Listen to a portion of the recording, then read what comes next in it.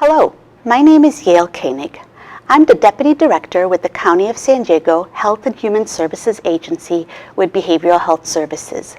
You will be viewing a number of short videos from the various subcommittees of the Children's System of Care Council. The subcommittees represent the sectors of our system and are in essence work groups on critical areas determined by the Council. I chair the Executive Subcommittee. The members of the executive subcommittees are the council co-chairs as well as the subcommittee chairs. Together, we organize the council meetings and ensure that we follow our council bylaws. The council as a whole is a place for cross-system collaboration with the overall goal of informing and advancing our children's system of care. The council also serves as an advisory to our behavioral health director. So now, a brief word from our director. Hi, my name is Luke Bergman. I'm Director of Behavioral Health Services for the County of San Diego. I want to welcome you to the Children, Youth, and Family Behavioral Health System of Care Council. I'm hoping that this isn't the only council that you'll be attending, but this will be the first of many, many into the future. I'm really excited that you're here, really excited to have the opportunity to work with you. It's a really important time in behavioral health services, and so it's a really opportune moment for you to be entering this conversation. There is more political attention being paid to behavioral health services now than at probably any point in the past in the County of San Diego. I can tell you, for example, every member of the Board of Supervisors has talked about this as, if not the primary, one of their primary issues. There's also an enormous amount of movement at the state level, opportunities to make new policy, opportunities to have additional and better resources flow into behavioral health services. And that's true of systems for adults, it's true of systems for young people, and it's true of systems addressing the needs of transition age youth. So it's incumbent upon all of us, the entire community of people who are impacted by behavioral health services in this community, in this state, in this country, to really seize the moment, to take advantage of the incredible opportunities that we have with these additional resources to make the right decisions in shaping a behavioral health system of care that will meet our needs now and that will continue to meet our needs many years into the future. Part of what that means for me, and I'm hoping a good deal of what that will mean for you, is that we need to talk. We need to be in touch with each other consistently so that I understand as well as I can what the needs of this community are, so that my executive team understands the same, and so that you have an opportunity to shape the system of care that will impact your lives. One of the primary mechanisms that we have here in San Diego for that interaction to happen is this council and the subcommittees that are connected to it. So if you have an interest in helping me to make decisions and in helping my staff to make the critical decisions that we have to make about how to devote the many resources that are coming our way to address behavioral health services, if you have an interest in helping to shape those decisions and in helping to shape the system of care that will address your family's, your social network's needs into the future, then we need your activism and participation in this space. I'm so thrilled that you're here today. I'm looking forward to meeting you in person in the very near future. I'm looking forward to being in conversation with you about these critical issues as we collaborate in efforts to bring them to reality. And it's just a real thrill to be a part of this incredible collaborative process. Thank you so much. I'll look forward to seeing you soon.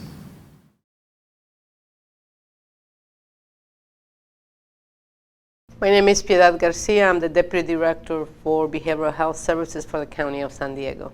The Cultural Competence Resource Team, also known as the CCRT, is a committee, work group made up of providers, consumers, family members, administration.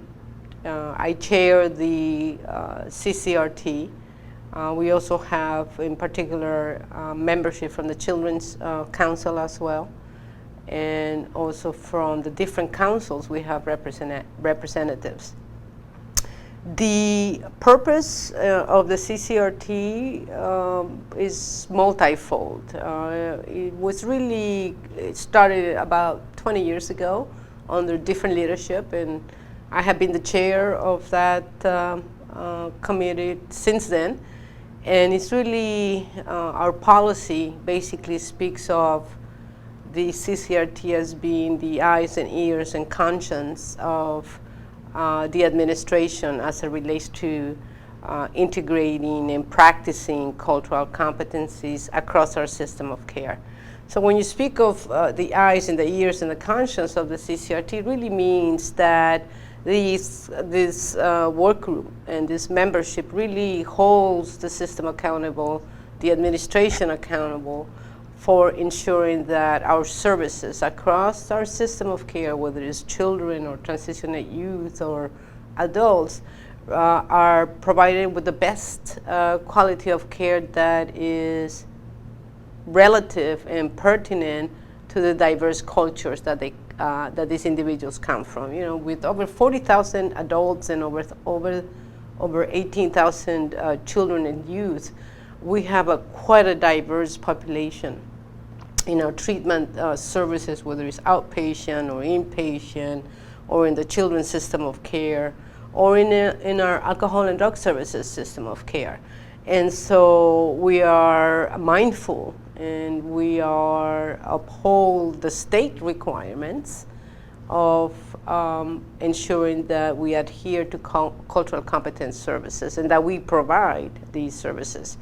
The CCRT has many functions. One is to make recommendations, to advise the executive team of behavioral health services on the cultural competence plan that each year, or every 2 years rather, we put out to the state. It is a state requirement where we speak of all our services that impact the diverse communities in San Diego, including communities from East Africa, the Native American communities, the African American community, as well as Hispanic and others.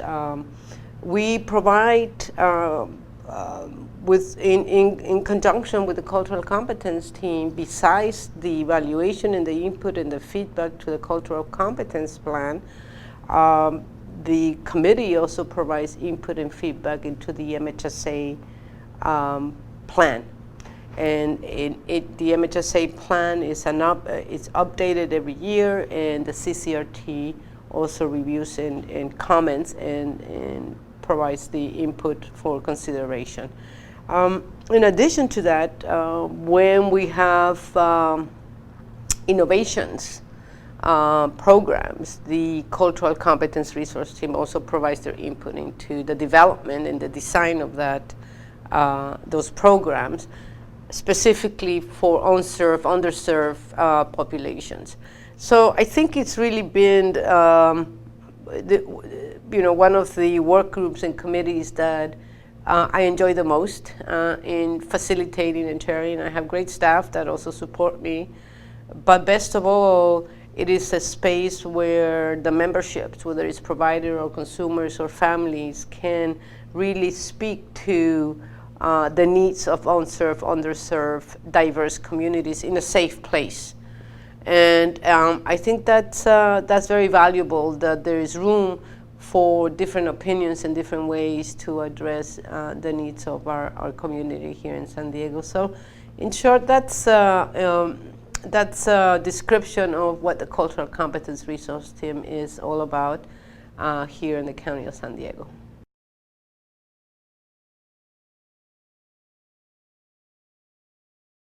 Hi, my name is Stephen Carroll. I'm a Director of Services with San Diego Youth Services and co-chair of the TAE Council, representing youth at risk for or victim of commercial sexual exploitation.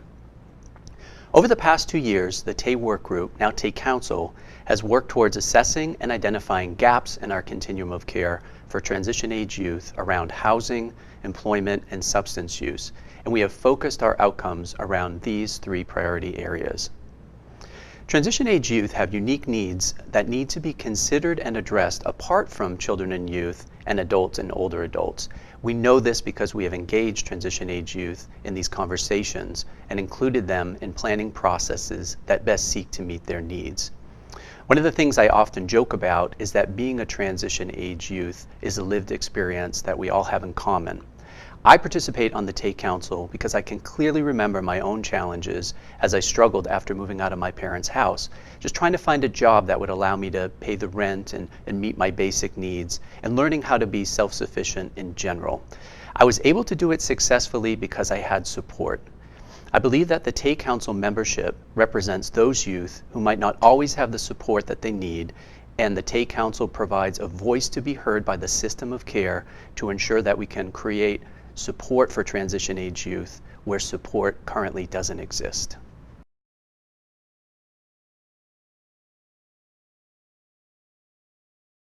Hello, and welcome to the Children, Youth, and Family System of Care for Behavioral Health Services.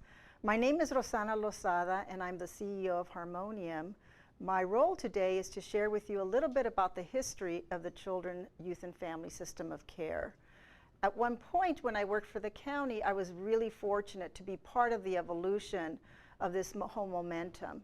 So just to give you a little background, in 1995, the County Board of Supervisors approved the development and establishment of a comprehensive system of care, really focusing on seriously emotionally disturbed children and their families.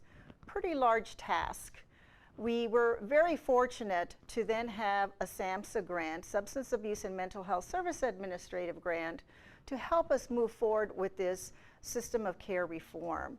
So in 1997, there was a very exciting convening of about 200 individuals who were looking at 3 primary areas that were identified for how to create this whole system of care. The 3 areas including exploring funding management care models, to look at service system integration, and to ensure that the voice of family members and children of services had access to care, the voices were heard, and ongoing oversight and refinement of our current system of care.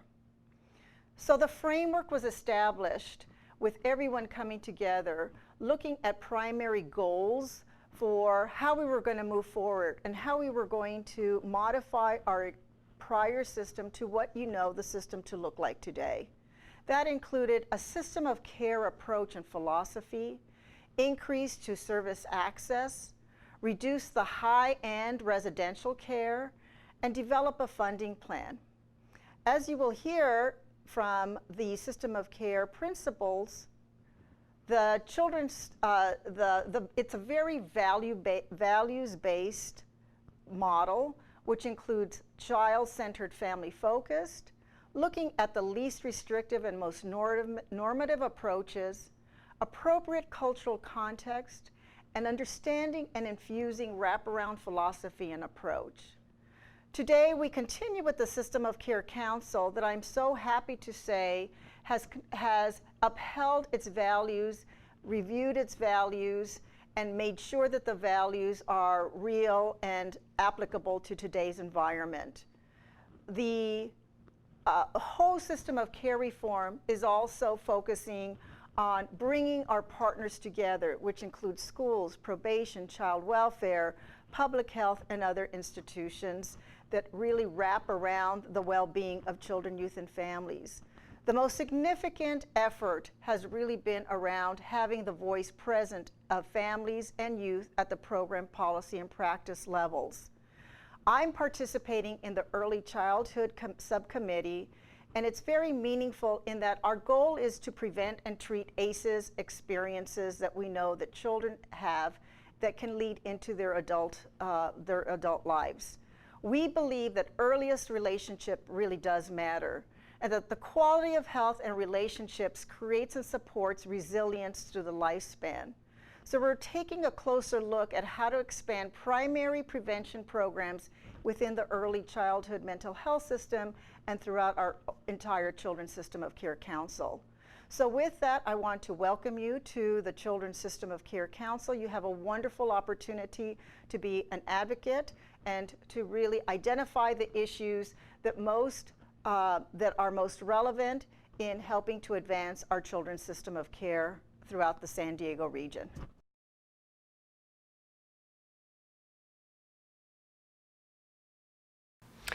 Hi, welcome to this exciting portion of the presentation on the Children's System of Care, Vision, Mission, and Principles. My name's Delrena Swaggerty. I'm with Mental Health Systems, and I'm part of a large group of people who helped to revise the mission, vision, and principles that I'm going to share with you today. So ultimately, we've created this one-page list that I'll review with you, and I'll give you some background and context first. These principles and vision were created many years ago, but just like anything, they needed to be revised and updated to be current. We also added 2 principles to this list. So the process that occurred was that we brought together the 4 sectors from the Children's System of Care Council, which is a group of private, public, family and youth, and education voices who get together monthly, and we talk about our system of care, budget issues, barriers, funding, and solutions on how ultimately to serve our clients better. So as a result of the council, we decided, a group of us volunteered to revise these principles, and this is what we came up with. Our council vision, which is what we hope to accomplish, is wellness for children, youth, and families throughout their lifespan. Next, our council mission, which is who we are and what we do, is to advance systems and services to ensure that children and youth are healthy, safe, lawful, successful in school and in their transition to adulthood while living in nurturing homes with families. So now we'll move to the council principles. We've added 2 to these. Originally there were 8 and now there are 10. First, I'll start with collaboration of 4 sectors. I've already mentioned what those 4 sectors are, but I'll repeat them. It's the private sector, public, family and youth, and education. So we all come together as representatives of all points of contact for a youth and their family and join our voices. Integrated. This principle has to do with a very key component of service delivery, and that is that we communicate, we coordinate, collaborate with each other in the system of care and do things like warm handoffs. So if a youth was going to a higher or lower level of care, that would look like 2 parties contacting each other and discussing treatment plans and goals for the youth. Child, youth, and family driven. This principle is at the core. This has to do with highlighting and garnering the voice of the child, the youth, and the family.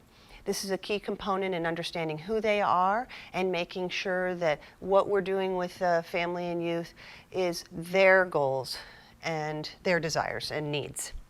Individualized. This principle means that we focus on who that child, youth, and family are. What are their strengths? What are their interests and desires? Who are they uniquely? Strength-based. Strength-based has to do with being solution-focused. It has to do with starting with strengths, incorporating strengths into the assessment and treatment plan, and being hopeful and optimistic. Community-based. This means that we work together as a community. We ensure that the resources and services are locally based for the family, easily accessible, that they're in their neighborhood. Outcome driven. This is how we measure our success, not only individually with families and youth, but also as a community. Are we making progress? Culturally competent. This really speaks to who we are, not only who the child, youth, and family are, but also the providers. What identities and beliefs and cultural backgrounds and experiences do we all bring to the table to ensure that we understand each other and are utilizing each other's strengths and wisdom?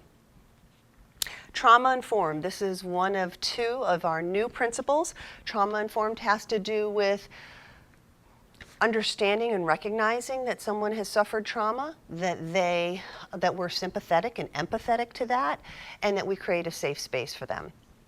And finally, persistence, our last new principle. Persistence means we do whatever it takes. We find the resources and the people, never quit and never leave anyone behind. Thanks very much. Go get them, practice these principles, and let's have a great system of care. Thanks very much.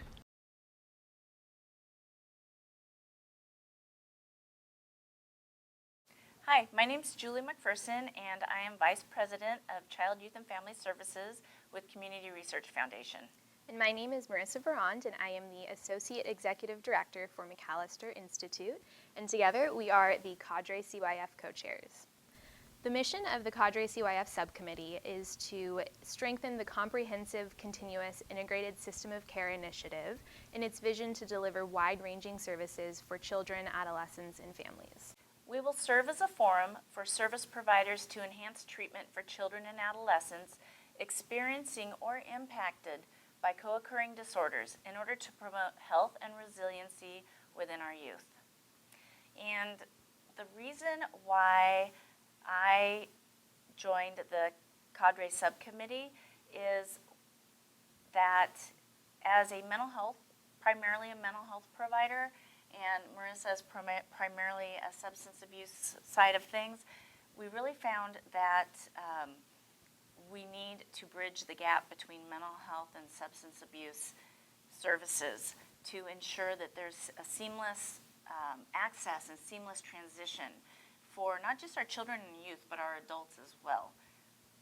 And at the program level to ensure that we are using all of our efforts not to duplicate services, but to really make sure that every family is getting exactly what they need and that our safety net doesn't let anyone fall through the cracks. Mm-hmm. And what we have found, and we were talking about this earlier today, but as the committee grows and more providers attend, more from the mental health side of things, from the substance use side of things, that we really are making some great connections. And we find that people are like, oh, I didn't realize that these services were in the community.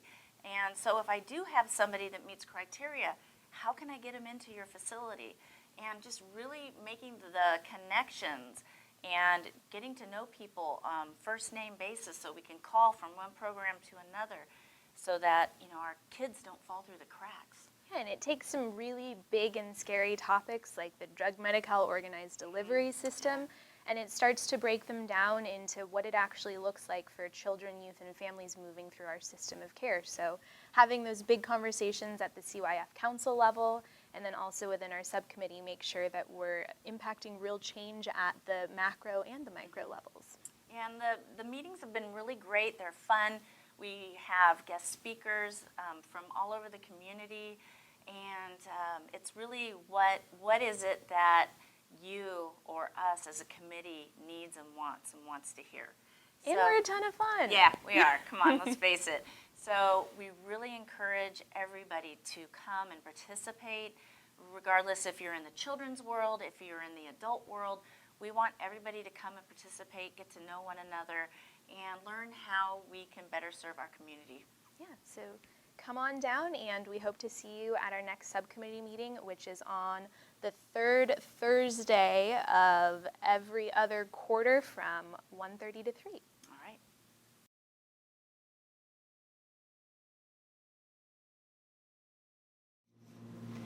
Hi, I'm Autumn Weidman, and I'm with the Early Childhood Mental Health Subcommittee. And in the Early Childhood Mental Health Subcommittee, we work to support children ages 0 to 5 as well as their parents and their caregivers. We know that early childhood is the foundation for an entire life, and we want to ensure that the necessary services are in place to provide this foundation to children. We recognize the importance of viewing the mental health of a very young child in relation to the mental health of their adult caregivers. Children need that strong foundation so that they can become resilient adults.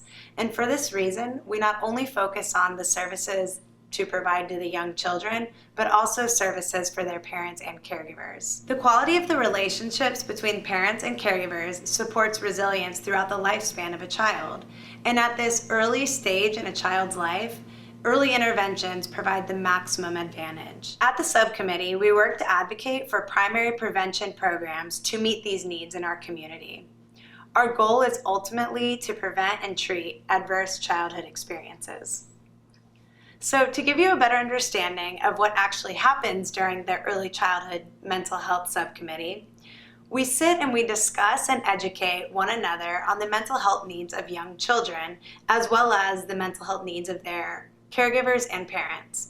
These discussions help us to develop a better understanding of the programs that are currently being offered in the community, as well as the supports that this population needs.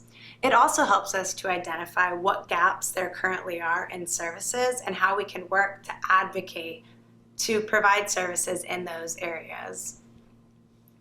We collaborate with other providers to make sure that families really have a warm handoff when they need other services in the community. As a subcommittee, we work to advocate for primary prevention programs to meet the needs of children ages 0 to 5, as well as their parents and caregivers. Personally, I became involved with the Early Childhood Subcommittee because it directly related to the work I was doing with the Positive Parenting Program and working with young children and their parents. But the reason that my heart is so into working with young children in general is really from the lived experiences that I grew up with.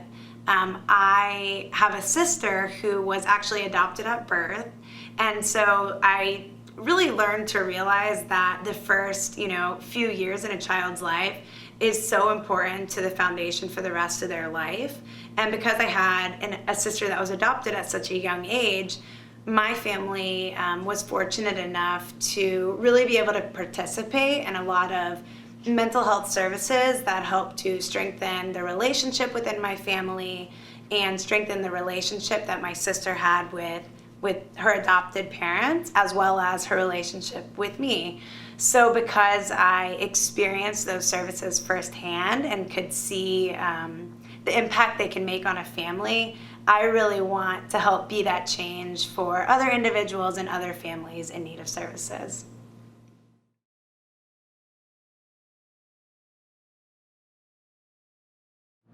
Hi, my name is Heather Namor, and I work at San Diego County Office of Education in Student Support Services in the Student Mental Health and Wellbeing Unit.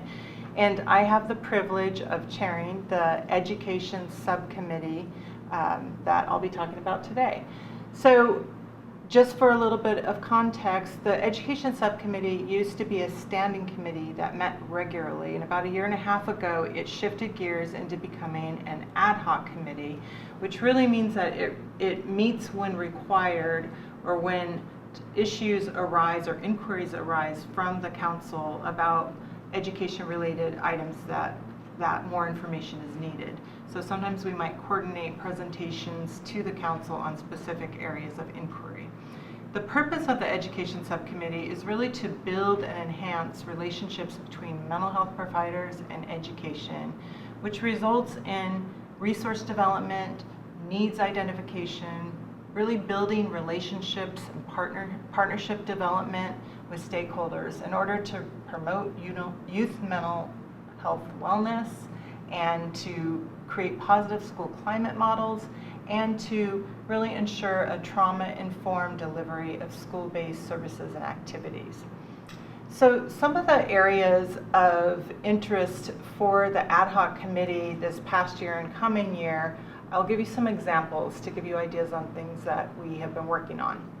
So one was the ERMS, Educational Related Mental Health Services. So the council wanted more information and presentations around that to really have a better understanding of how do you refer students for ERMS and what is the process and who qualifies and all of the ins and outs. So we were able to coordinate a 2-part presentation on that to have a deeper dialogue and understanding of those mental behavioral health services that are offered for students.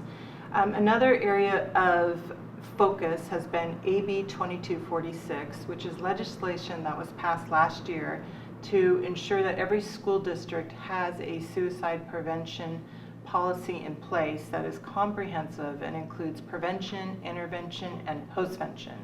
So a lot of our work, technical assistance and training, have been around supporting the 42 school districts with that. Also, one of the other areas has really been to create more positive school climates. And when we look at the research around suicide and mental health challenges, we consistently see that it all comes back to having positive school climate models where students feel safe and supported and connected. So many of the trainings we've also been coordinating countywide are around building positive school climate models, and those look very different among different types of trainings. And then lastly, we continue to coordinate that annual summit on student engagement and attendance that San Diego County Office of Education, in partnership with Live Well San Diego, puts on each year. So the key on the Education Subcommittee is taking a deeper look at mental health and behavioral health services on school campuses. Students are most likely to be able to show that there are mental health challenges happening on a school campus. So having school campuses really be that hub of the community where staff and educators are more likely to identify some red flags or challenges has been key, and making sure that all school staff are trained and have increased mental health literacy to be able to intervene early and prevent. If you are at all interested in joining this subcommittee that is an ad hoc committee, we'd be happy to add you to the list and notify you when we do have meetings that are scheduled. Thank you.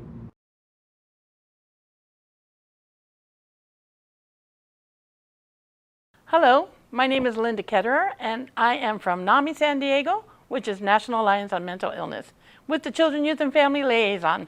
I am part of the Children, Youth, and Family Behavioral Health System of Care Family and Youth as Partners Subcommittee, representing all sectors, including family, public, private, and education.